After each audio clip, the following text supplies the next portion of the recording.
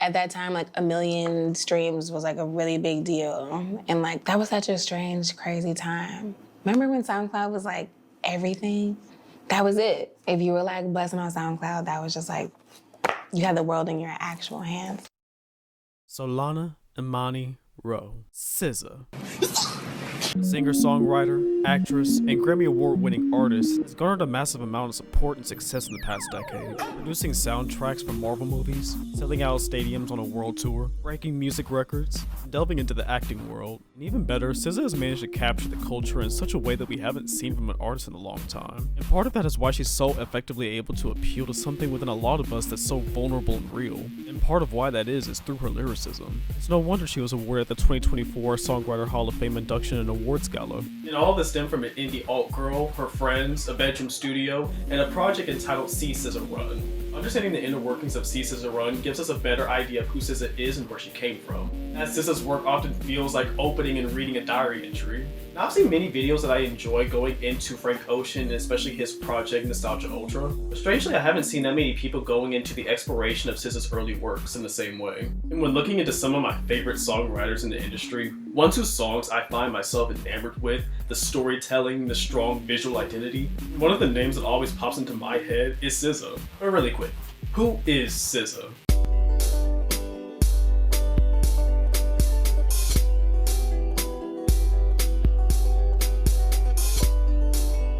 SZA was born on November 8, 1989 in St. Louis, Missouri under the name Solana Imani Rowe, not long after moving to Maplewood, New Jersey, where she would grow up. She would go on to attend 3 different colleges, but in her freshman year she quote-unquote got high and failed out, further going on to study marine biology. Where she had plans to go to grad school to become a scientist and travel, this would obviously not come to fruition, and instead SZA went on to do random jobs to make money. And it was around this time where she began recording songs informally without any specific intention to do anything with. Her first song, If I Had a Soldier, was released in 2011, written by her and produced by Dr. Manhattan.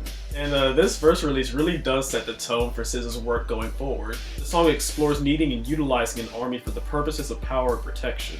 Repeating, if I had a soldier, I'd send him to war. If I had an army, I could rule this place. If I had an army, you couldn't hurt my faith. And this early lyrical work of SZA shows a desire for security, power, support system, and control, while also showing a level of vulnerability and exaggerated concepts and themes that will remain consistent throughout her work. Longing for this inner and outer security in her faith and in control of the world around her. Faith also being a subject that is touched a lot on in SZA's work, especially a lot of her early work. Growing up in a pretty religious household with her mother being Christian and her father being Muslim, being raised in an Orthodox Muslim household and wearing a hijab as a child. She did eventually stop wearing it after the September 11 attacks, however, faith has always been a crucial part about SZA's life and that plays throughout her music. Now eventually she would meet up with members of Top Dog Entertainment during the CMJ Music Marathon in 2011. In which her boyfriend's clothing line would sponsor Kendrick Lamar's show that he was performing at. SZA and her friend were tasked with delivering some merch to Kendrick's hotel room where her friend began playing some of her music loudly through her headphones. Now at the time this upset SZA, thinking it was highly unprofessional and embarrassing. However, her friend's insistence on showing Kendrick Lamar's manager some of her music led to his manager really liking some of the music that he was hearing and eventually started following SZA throughout the years. As mentioned before, SZA at this time was really doing music as a hobby with no larger goals in mind. However, at this time, during the process of making some of her earlier songs and also meeting Kendrick's manager, sparked something in her that encouraged her to continue making music, which leads us into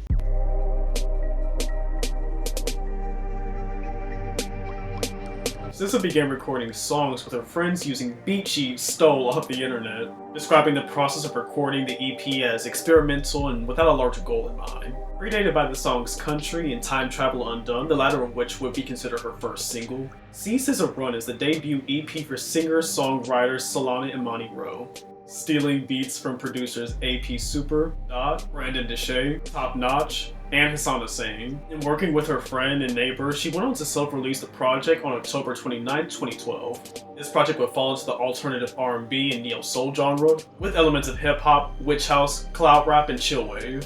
Now, while there's a certain energy and theme that SZA's projects always encapsulate, all making up SZA's signature style, although during this earlier work, a lot of her sound definitely did differ, especially from modern day albums like SOS and Control. These earlier projects really carried this avant-garde, obscure, and indie sound that hasn't really been utilized as often in her later work. And in a very SZA way, this project goes into themes of revenge, emotional and inner turmoil, pleasure, existentialism, vulnerability, the desire for more, substance abuse, self-worth, and toxic relationships. All very multifaceted, just like SZA herself. Now, after release, this EP would garner a lot of positive reception from critics, commending the lyrical content and production, even comparing it to artists like Miguel, Frank Ocean, and The Weeknd, who would have came out around this time. Clocking in at 24 minutes, the project opens with the intro track Bed. Bed talks about the emotional turmoil from a toxic relationship in which SZA revels in the revenge and pain that she is causing her lover, with lyrics like, "To the roads it's open, bare to your left my heart sits here. They say my dreaming is hopeless, this is the bed I lie in." I think opens the project nicely with visual storytelling, showing how often she's open to being vulnerable and trying to be understood. "I only move for the gut punch, seeing your pain brings me such joy," and "I'm me, revenge is my thing, watch them bleed, I like it," emphasizing this deep and dark desire to, and even finding satisfaction in causing her lover pain as an act of revenge. While lines like "claim me, loud enough for me to hear," which seems to explore this whirlwind of a relationship and the push and pull between them, where despite thoughts of revenge and sadism, you still want to be loved. And not only do these lyrics set the tone for this project, I think this really sets the tone well for SZA's work in general, this honest yet toxic desire to be loved and understood and be able to be vulnerable with people. While tracks like Euphraxia really explore existentialism and living this mundane suburban life but having dreams of understanding more, she desires to break free from this mundane everyday patterns of thought and the repetitive empty pleasantries of those around her. And in this, she's able to capture this monotonous feeling that we can get sometimes and the desire to break free from that. And lyrics like "try to fight the numbness, still don't have an answer, figured when I die it'll make sense, maybe God will answer." The desire to be understood and heard also returns in this track, as well as her essentially threatening to lobotomize herself if this mundane life continues. And all of this under this esoteric yet energetic bouncy trap beat. I hope I do it for you.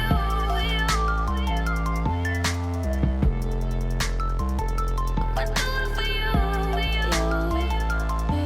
The song Advil touching on the inner turmoil when it comes to substance abuse, escapism, and the desire for validation. She talks about using substances, trying to alleviate emotional pain, and being in her own head while trying to make sense of things. And of course really getting into the heart of the song with warm background harmonies.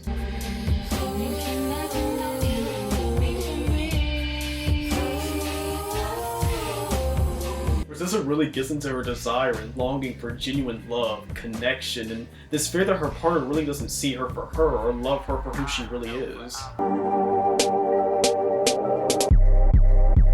Time Travel Undone reflecting on the exhaustion and the uncertainty of life. This constant inner turmoil of thinking about the past and the future and wanting to find peace and stability in the present moment. There's no sense in dwelling too hard on the past or future moments. Wanting to stay present and engage with her own thoughts and self. Wanting to be in a moment where she can find clarity in her thoughts and feelings. She also references the miseducation of Lauryn Hill with the lyrics, "Misunderstood, I'm miseducated," which who she stated is not only one of her biggest inspirations, but apparently somebody she also lived by early in her life. The lines, "Come clean soul, yearning for things are numb. Look with the light, I see top of my sight, I'm scared." Expressing this feeling of numbness and wanting to but not able to find clarity in her present moment, or comfort when trying to look into life. And we see these themes of numbness, addiction, overthinking, and craving but not finding genuine connection and introspection in life, which is prominent in the track Cracked Dreams. Starting over a bleeping soundscape with crunchy beats, comparing their intense love for someone as addictive as crack. The opening lines of this song really showcases a common thing that SZA does in her music. Really expressive and exaggerated statements that kind of command attention for the rest of the song. Starting with, "I'd rather die than be your slave, slit my wrist wide and take the stage." Viscerally describing with light airy vocals that she's not one to be controlled or dominated. And not only does this show a very visceral visual idea, but also going further into the song shows a very chaotic contradiction.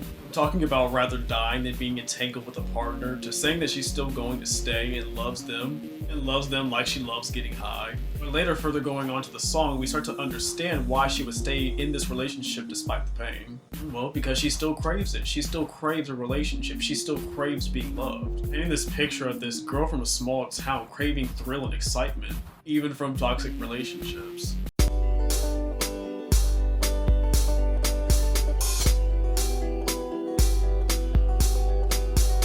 Country is SZA in peak storytelling mode in my opinion, describing an epic tale of a broken heroine. She repeats the phrase, "I'll be by your side," inspired by a poem that her brother wrote. This track once again delves into the emotional and mental turmoil that comes from a broken mind, comparing her thoughts to something creeping up on her, not wanting to be stuck in those thoughts or the space within her mind, and that hopefully one day she can live to tell the tale.